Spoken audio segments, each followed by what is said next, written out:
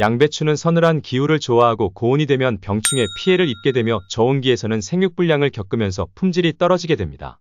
초보 농부에게는 양배추 재배가 다소 어려울 수 있지만 최근 들어 좋은 양배추 품종이 나오기 때문에 도전하기 좋은 작물입니다. 오늘은 가을 양배추 심는 시기와 재배 방법에 대해 자세히 알아보겠습니다. 먼저 가을 양배추 심는 시기에 대해 알아보겠습니다. 양배추는 봄밭에 바로 파종하는 것이 아니라 묘상이나 모종판에 파종을 하여 30일간 모종을 키워 봄밭에 심는 방법으로 재배합니다. 가을 재배의 경우 7월 중순에서 8월 초순 사이 모종판에 종자를 파종하고 30일간 모종을 육묘하여 본엽이 6매에서 7매 정도 되었을 때 봄밭에 정식을 해주면 됩니다. 일반적으로 작은 텃밭에서는 모종을 키우는 과정을 생략하고 종묘상에서 모종을 구입하여 심는 경우가 대부분입니다. 다음은 종자 준비에 대해 알아보겠습니다. 양배추 품종의 종류는 매우 다양하지만 크게 일반 양배추와 적색 양배추로 나눌 수 있습니다. 양배추는 품종에 따라 재배하는 시기가 다르기 때문에 품종 선택이 매우 중요합니다. 종자를 선택하고 모잘록병 등의 종자 전염성 피해를 막기 위해 종자는 소독을 해주어야 합니다. 하지만 최근 판매하는 종자는 대부분 소독이 되어 있기 때문에 따로 소독을 안 해주셔도 됩니다.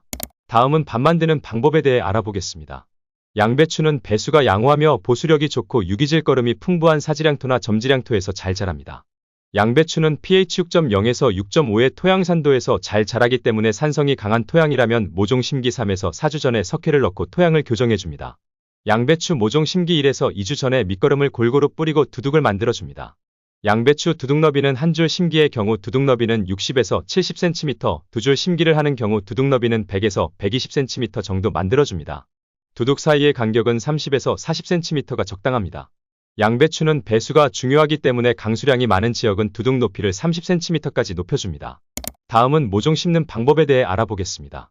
양배추는 모가 어릴 때 생장 속도가 느리기 때문에 모종을 따로 키워 봄밭에 모종을 심어주어야 합니다.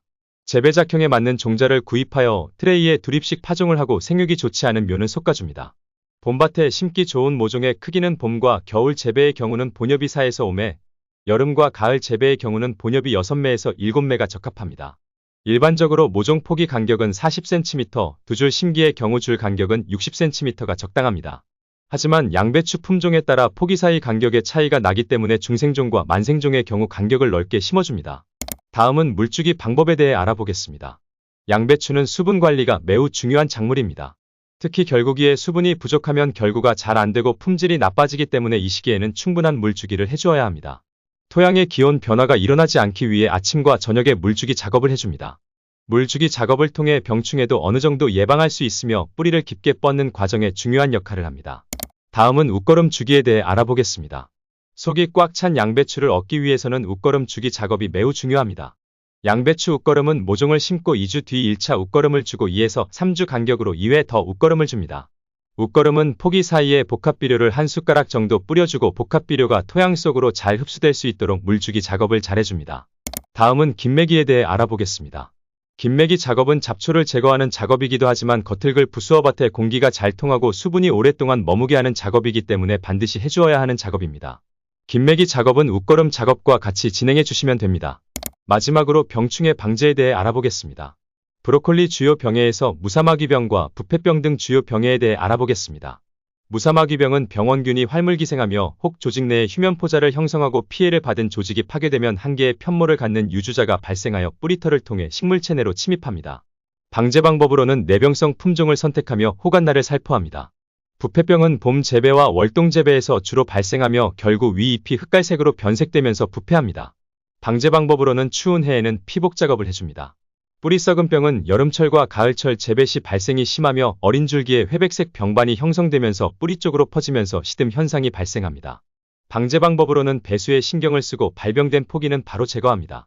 무름병은 고온다습한 환경과 장마 이후에 많이 발생하며 구측면이나 상면에 발생하고 수침상으로 되다가 지속되면 오백색으로 물렁해지며 악취가 생깁니다.